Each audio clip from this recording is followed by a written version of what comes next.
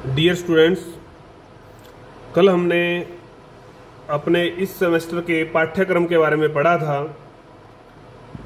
आज हम उसका जो प्रथम चरण है, प्रथम जो पार्ट है, यूरोप में सामंतवाद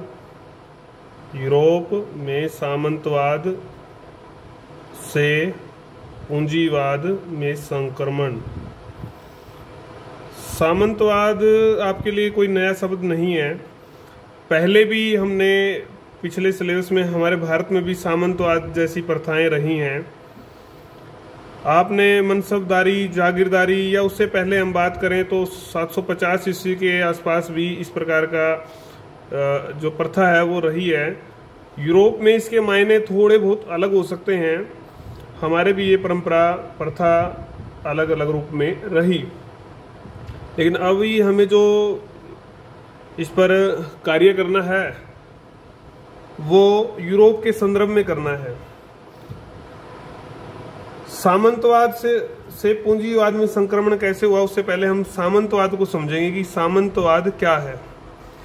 सामंतवाद अंग्रेजी का एक शब्द है फ्यूडलिज्म।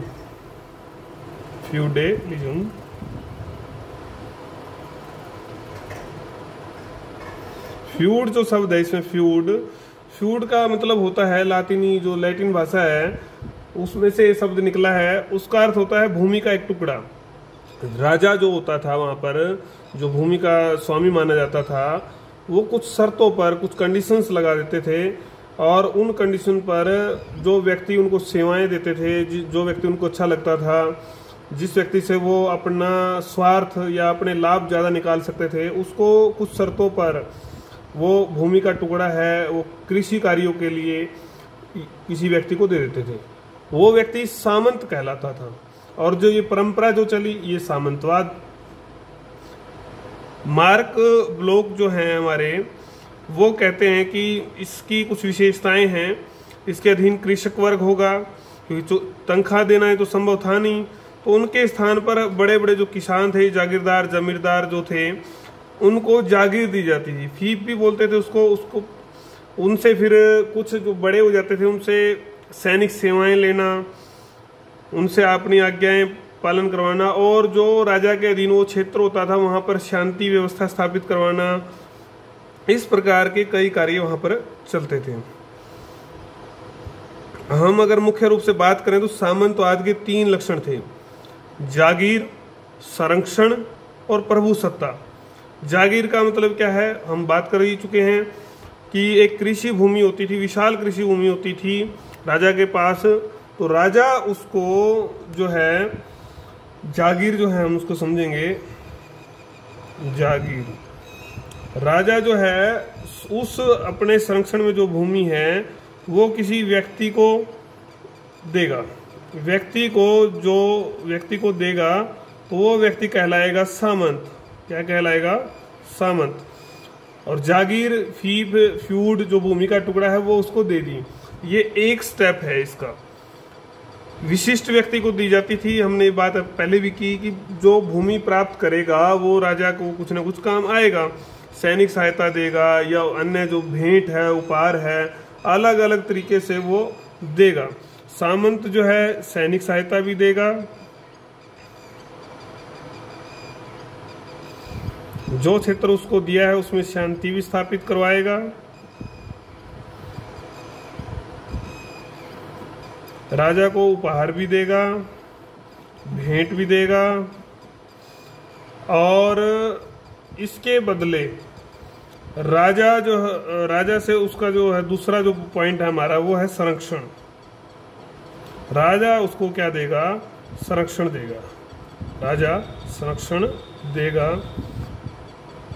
एक प्रकार से इनका एक संबंध बन जाता है, संबंध बन जाएगा। उस संबंध के आधार पर ही आगे का काम चलता है। दोनों ही उसके कर्तव्य भी हैं और अधिकार भी हैं सामंत के। अगर वो चाहता है कि मेरे अधिकार पूरे हों तो उसको कुछ कर्तव्य भी निभाने पड़ेंगे। और तीसरा जो पॉइंट है वो है संप्रभुता।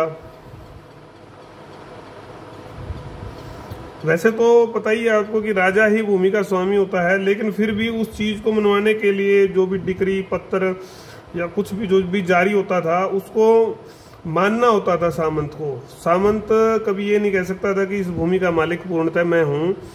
आखिर में जो मालिक था वो स्वामी तो था, वो राजा का ही रहेगा, चाहे उसको आंशिक मानो चाहे पूर्ण मानो, रहेगा वो राजा का ही।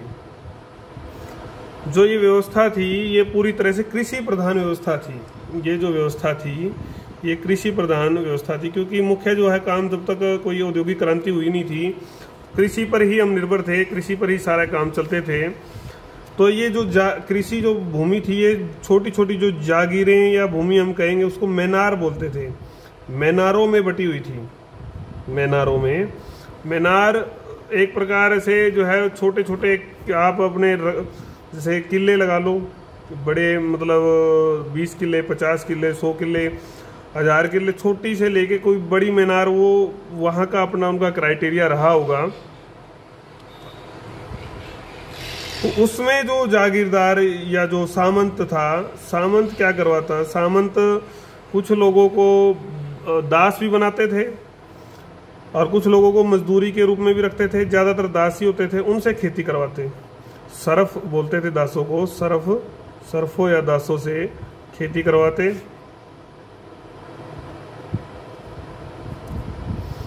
उनका शोषण करते थे, उनका बहुत ज़्यादा शोषण होता था इस व्यवस्था के अंतर्गत। हालांकि कुछ लोग इसको कहते हैं कि उस समय के अनुसार ये व्यवस्था ठीक थी, बाद में इसमें धीरे धीरे बदलाव आए, शोषण ज़्यादा बढ़ गया और उसके कारण से इसका पतन भी हुआ। पतन के कारणों पर भी हम चर्चा करेंगे, लेकिन वो हमारा विषय बाद का है।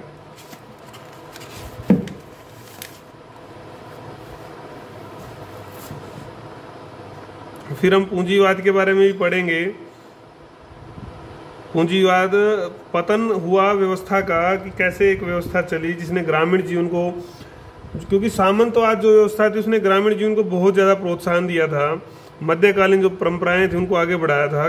कैसे एक इतनी बड़ी व्यवस्था जो है एकदम ढह गई, ये ऐसा नहीं था कि एकदम ढही, ना ही कोई व्यवस्था एकदम ढहती है ना ही एकदम बनती है। इतनी बड़ी व्यवस्थाएं, जो पूंजीवाद में बदलाव की जो प्रक्रिया थी ये काफ़ी पेचीदा थी, काफ़ी कॉम्प्लेक्स थी, व्यापक थी, बहुत लंबा समय इसमें लगा।